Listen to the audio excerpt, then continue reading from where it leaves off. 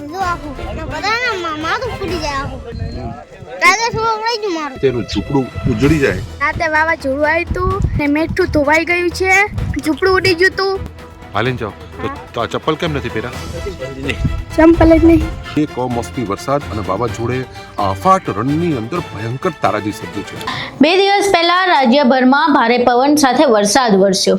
જ્યારે વરસાદ વરસ્યો ત્યારે શહેરના લોકોના મોબાઈલના સ્ટેટસમાં ખુશનુમા વાતાવરણ અને રોમેન્ટિક ગીતો હતા, પરંતુ ગામડાના લોકોની એવી સ્થિતિ નથી કે તેઓ આવા સ્ટેટસ મૂકી શકે, કારણ કે ખેડૂતોને આ વરસાદના કારણે ભારે નુકસાન થયું છે અને અગરિયાઓ તો જાણે પાયમાલ થઈ ગયા છે.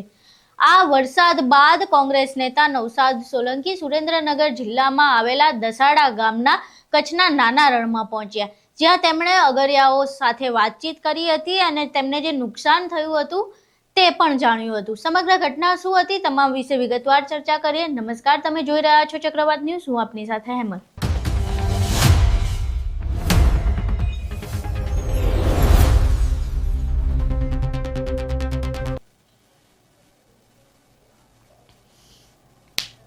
બે દિવસ પહેલા પડેલા ભારે વરસાદે ખેડૂતો અને અગરિયાઓને બહુ રડાવ્યા છે, કારણ કે ખેડૂતોનો પાક ખતમ થઈ ગયો છે.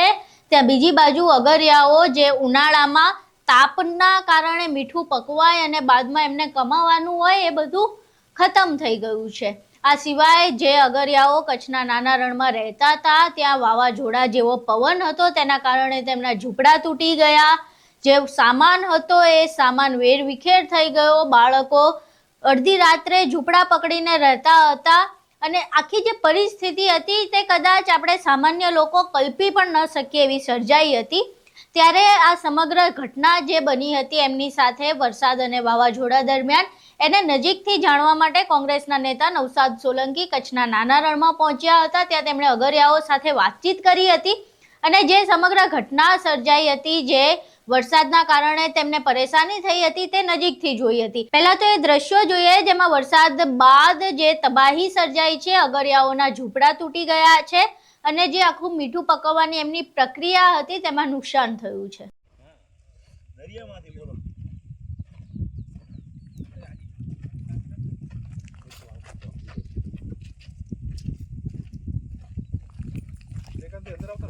હા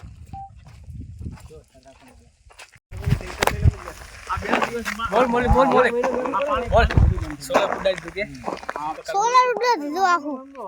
સોલાર ઉડાડી દીધું? કેમ? કેવી રીતે ઉડી ગયું? આ હાડે ઉડાવ્યું. વાવાઝોડું આવ્યું હતું? બહુ વાવાઝોડું આવ્યું હતું ઓવે એમ? શું નામ તારું? 4 વાગે ને 3 વાગે અને દેખાતું તું કઈ કઈ નતું દેખાતું. આને તો ઉલાડી નાખ્યો, બાણ ઝાલ્યો. એમ? હા, આને ઝાડે પકડ્યો. કેવું વાવાઝોડું કેવું આવ્યું હતું? આખું ને આતે કીધું આખું. એમ? કેવી રીતે ઉડતું હતું બધું? આ પતા ગંજી પતાને પતા ઉડે મૂડ્યું. ને વટવટ કરતા જો હામે હા, બધાને લઈ જા હામે ને બધાને માથું ફૂટી જાય આખું. માથું ફૂટી જાય? હા, એટલું બધું માથું ફૂટી જાય એવું આવ્યું હતું? એમ? કઈ તો દેખાતું તને કઈ વાગ્યું નહીં? આગળ તો થોડો આગળ મોટો જબર પતર આવતું તો આવડો. એમ? રાતે થોડું રહી ગયું મારું. પગ રહી ગયો.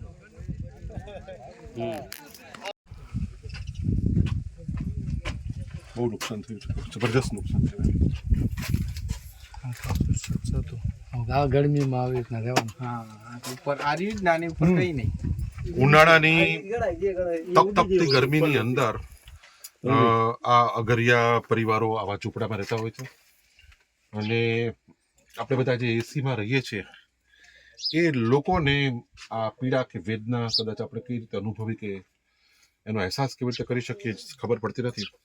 પરંતુ આ તપતી ગરમીની અંદર આફાટ રણમાં આ અગરિયાઓ અહીંયા રહી અને દેશની લગભગ 20 થી 30% મીઠુંની જરૂરિયાત રોજ આપણે આપણી થાળીની અંદર જે કોળીઓ ખાઈ છે એની અંદર જે ચપટી મીઠું આવે છે એ ચપટી મીઠુંની કિંમત એ આપણને ખ્યાલ હોતો નથી. પણ કેટલી મહેનત પછી કેટલી પીડા ભોગવીને આ લોકો એ ચપટી મીઠું પેદા જે કરી રહ્યા છે એને જ્યારે નુકસાન થાય, આ રીતે એનું ઝૂંપડું ઉજળી જાય ત્યારે સરકાર ક્યારેક સંવેદનહીન બની અને માત્ર ને માત્ર ખાલી વાતો કરી અને અગરિયાઓ માટે કશું જ કરતા નથી. વર્ષોથી સદીઓથી આ અગરિયાઓ જ્યારે અહીંયા મીઠું પકવી રહ્યા છે ત્યારે 30 વર્ષથી ગુજરાતની અંદર ભારતીય જનતા પાર્ટીની સરકાર છે અને ભારતીય જનતા પાર્ટીની સરકાર દ્વારા આ અગરિયાઓ માટે દેખીતી રીતે કશું જ કરવામાં આવ્યું નથી. એના મૂળભૂત અધિકારો ઉપર પણ ભયંકર રીતે તરાપ મારવામાં આવી છે.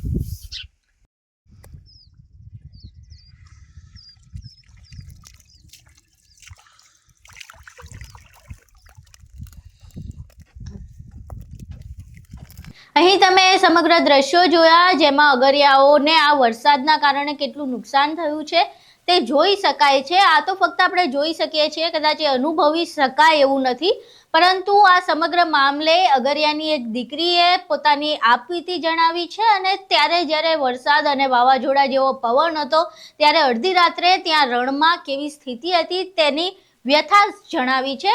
એ નાની દીકરીને સાંભળીએ. રાતે વાવાઝોડું આવ્યું હતું, અમારી ગામડીમાં બધું ઉડન લાગી ગયું છે બહુ, અને મેઠું ધોવાઈ ગયું છે. અને કેવું વાવાઝોડું કેવું આવ્યું? બહુ જોરદાર હતું? બહુ આવ્યું હતું. એમ કેવું ઉડતું હતું? કેવું? અમારી ટાંકી ઉડી ગઈ છે બધી. એમ? હા. બીજું શું શું ઉડી ગયું? અમારા ઝૂંપડું ઉડી ગયું હતું. એમ? હા. આ ફરીથી બાંધ્યું? હા. અમે પકડીને ઉભા હતા રાતે 3 વાગે. અને તું પછી ભણવા જાસ? હા. ભણવા જાસ ના કામે કરેસ? હા. એમ? કેટલામાં ભણેસ? 8મું. 8માં ભણેસ? અને તું હવે તો બધું આ કામે કરેસ એમ ને? હા.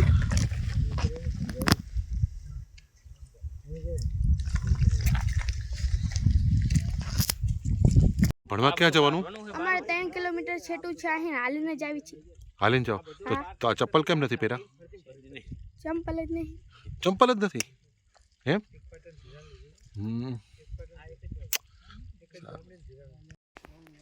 આ અગરિયાની દીકરી હવે ગુજરાત સરકાર કહે છે ભણશે ગુજરાત. આ દીકરી મજૂરી કરે, ભણે, ઝૂંપડું બાંધે, શું કામ કરે? આ વાસ્તવિકતા ગુજરાતની છે. અહીં તમે એ નાની દીકરીને સાંભળી જે ભારે પવન સાથે જ્યારે વરસાદ વરસી રહ્યો હતો ત્યારે પોતાનું ઝૂંપડું બચાવી રહી હતી, પોતાના ઘરમાં જે સાધન સામગ્રી છે, જે ઘર વખરી છે તે બચાવી રહી હતી, અને જે નુકસાન હતું એ કેવી રીતે બને એટલું ઓછું થાય એ માટેના પ્રયાસો કરી રહી હતી. ત્યારે આ સમગ્ર ઘટના જાણ્યા બાદ કોંગ્રેસના નેતા નવસાદ સોલંકીએ સરકારને અગરિયાઓને મદદ કરવા માટે અપીલ કરી છે. અહીં જાણીએ કે નવસાદ સોલંકીએ સમગ્ર મામલે અગરિયાઓની વ્યથા જાણ્યા બાદ સરકારને શું અપીલ કરી છે. કઈ રીતે તમે આ જે સર્વે કરો છો? સાહેબ, અમને અમારા જીએમ સાહેબે સૂચના આપી કે ઘરમાં જઈને ત્યારે તપાસ કરો કે સોલાર મીટર નુકસાન છે. એટલે પ્રાથમિક સર્વે માટે હું આવ્યો. સરકાર કોઈ પરિપત્ર કે મૌખિક સૂચના? મૌખિક સૂચના ખાલી મૌખિક સૂચના. તો તમે કેટલા જગ્યાએ મુલાકાત લેવાના છો? સર, હું આજે એકલો જ છું, એટલે જેટલું મેક્સિમમ થાય એટલું જોઈને પછી એ પ્રમાણે શું તમે સર્વેમાં મેઇન શું કરો છો? સોલાર પેનલ જે નુકસાન થયેલું છે એ કેટલી પ્લેટો લાગેલી હતી, કેટલું નુકસાન થયું છે એ જોઈને, અને સ્ટ્રક્ચરને કેટલું નુકસાન થયું છે એ જોઈને રિપોર્ટ કર્યું. તમે ખાલી માત્ર સોલાર પેનલનું જે નુકસાન છે એ જ જોવા આવ્યા? જી જી. તો આ લોકોને જે મીઠું પકાવતા હતા એ મીઠું પકાવવાની અંદર હવે કેટલું નુકસાન થશે, અથવા જે મીઠું કાળું પડી ગયું છે, કાળું મીઠું પડી ગયું છે, એનો સર્વે નહીં કરો? સર ના, એમાં કલેક્ટર સાહેબની અધ્યક્ષતામાં કોઈ કમિટી બનશે ને આખી ટીમ આવશે એના માટે સર્વે. બાકી અત્યારે ખાલી તમે સોલાર પેનલ પૂરતું છે. બાકી તમે મીઠાનું જે કંઈ નુકસાન છે એ મીઠાના નુકસાન માટે કોઈ તમે સર્વે માટે નથી?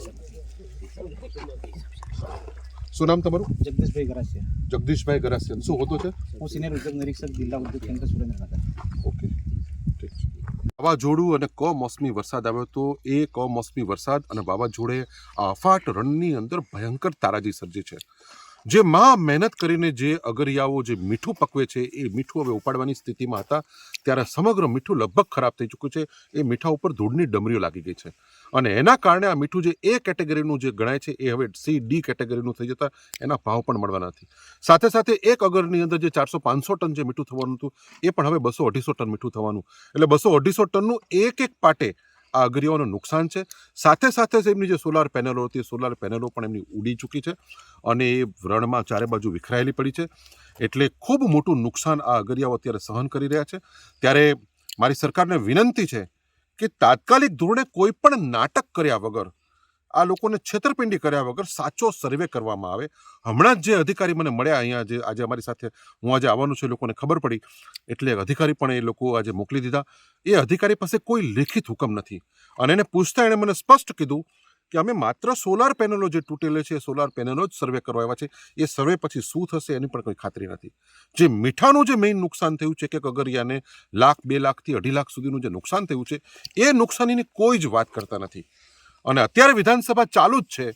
જો સરકારને ખરેખર આ અગરિયાઓની કોઈ પીડા હોય તો તાત્કાલિક ધોરણે વિધાનસભાની અંદર આ તમામ અગરિયાઓને, જે અગરિયાઓ પાસે એનું અગરિયાનું કાર્ડ છે, એ અગરિયાના કાર્ડ દીઠ એક અગરિયાને 2 થી 2.5 લાખ રૂપિયાની નુકસાનીનું વળતર ચૂકવવું જોઈએ.